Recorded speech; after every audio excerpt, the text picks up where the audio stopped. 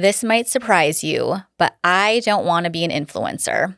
I know, I have a podcast, I'm on Instagram, I'm a salon owner, and I'm building a brand. But just because I show up online doesn't mean I want to build a life that's filtered and curated for everyone else's approval. I've tried that. I've chased that version of success and it left me empty. So today I want to talk about what it means to actually have influence and why I believe the most powerful impact we can make has nothing to do with followers or likes. If you've ever felt the pressure to show up a certain way online, or question whether your voice even mattered in a world full of highlight reels, I hope this episode gives you permission to let go of all of that noise and come back to what's real. Let's get into it. Hey friend, I'm Jessica, and this is With My Whole Heart. I'm a real-life woman juggling a lot of real-life things, raising girls, running a hair salon, chasing big dreams, and doing my best to stay grounded through it all. If you've ever found yourself in the thick of it, somewhere between who you've been and who you're becoming, this space is for you. Here, we talk about the middle, the messy, meaningful, beautiful middle, the big leaps, the small wins, the hard lessons, and the heart-led pivots. From business and beauty to faith, motherhood, and everything in between, nothing's off limits. So grab your coffee or your tea, get cozy, and let's dive in. Because this journey, we're walking it together with our whole hearts.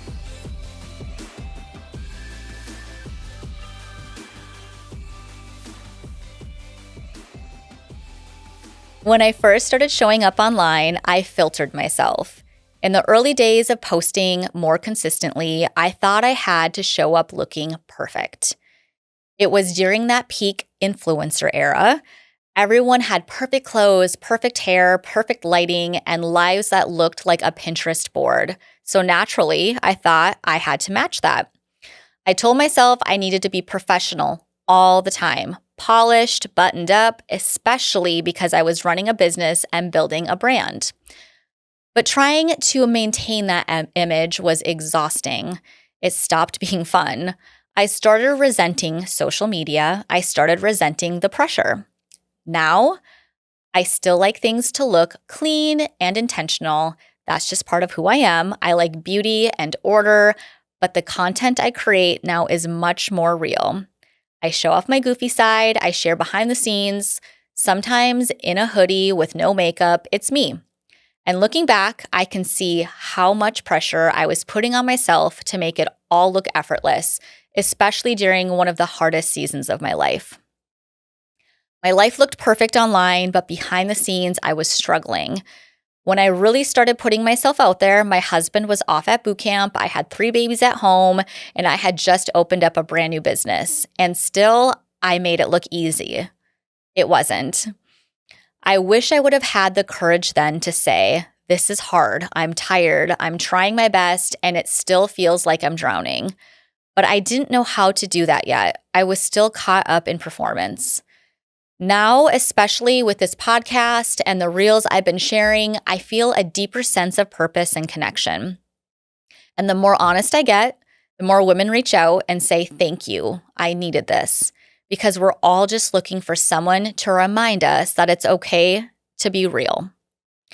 I see how comparison eats away at people, especially stylists. Just recently, I interviewed a stylist who told me she compares her work to everything she sees online. And I get it, social media is our portfolio in this industry, but what we're often comparing ourselves to isn't even real. It's edited, filtered, sometimes it's AI, and even if it's not, it's just a highlight reel. That's why I always tell my team, be a content creator, not just a content consumer. If you're only consuming, you're going to start comparing. And when you compare, you'll convince yourself that you're not enough. I would rather have 1,000 local followers who sit in our chairs and support our salon than 100,000 random accounts who are just watching. Follower count doesn't equal income, and it definitely doesn't equal impact. I want my daughters to see someone they recognize. When my girls see me online, I want them to think, yep, that's my mom. I want who I am at home and who I am on Instagram to feel like the same person. I want them to see someone who's real, someone who loves God, someone who laughs, makes mistakes, and still chooses to lead with heart and integrity. And I want them to know that being strong in your faith and being visible in the world can coexist. That you don't have to hide your beliefs or mute yourself to be accepted. That's the kind of influence I want to have. Not one that makes people feel small, but one that makes them feel like they can show up too. Influence to me means people want to be around you, not because you're perfect, but because you're real. True influence isn't about being the loudest, or the prettiest, or the most followed. It's about the energy you bring into a room. It's about how people feel after they interact with you. To me, influence is when someone sees how you live and think, I want to be more like that, not because you've made it, but because you're honest, you're grounded, you're real. I've been around educators and leaders who sold this dream life, but it wasn't real. And it always left me feeling less than. I don't want to be that kind of leader. I want to be the kind of woman who others can relate to and rise with. I want them to know they don't need a perfect grid or a viral video to matter. Most of the time, people already are who they need to be, they just don't see it yet. I want women to feel seen online, in my salon, and through this podcast. I once heard someone say that when you invite a woman into your home, don't make her feel bad. Don't make her feel like she walked into something too perfect to relate to. And that stuck with me. I still like a clean space, but I want my house to feel lived in. I want my life to feel approachable. Because when other women come into my space, whether it's the salon, my social media, or this podcast, I don't want them to feel like they have to clean up or measure up. I want them to feel welcomed. That's what I aim for in everything I do. Whether I'm doing a transformation with extensions, creating a custom crown, or sitting here talking to you, I want you to walk away feeling more beautiful, more seen, and more grounded in who you already are. My faith is what grounds me now. There was a time when I started chasing what the world told me success looked like, a polished brand, more visibility, more influence. And slowly, without even realizing it, my faith stopped being my priority. It didn't go away, but it definitely took a back seat. And that's when everything started to feel off. Because when you chase the wrong version of influence, you can lose yourself in the process. I had to fall to my knees and ask God to bring me back to what matters, back to who I am. And that was the shift for me. Now, I know that I was created in the image of God. I know I'm intentionally made. I know I don't need to chase validation from the world because I'm already fully loved and fully known. I still enjoy things like skincare, cute outfits, a little Botox here and there, but I'm no longer trying to be perfect. Perfection isn't the goal. Pieces, purposes, and God's love, that's my anchor.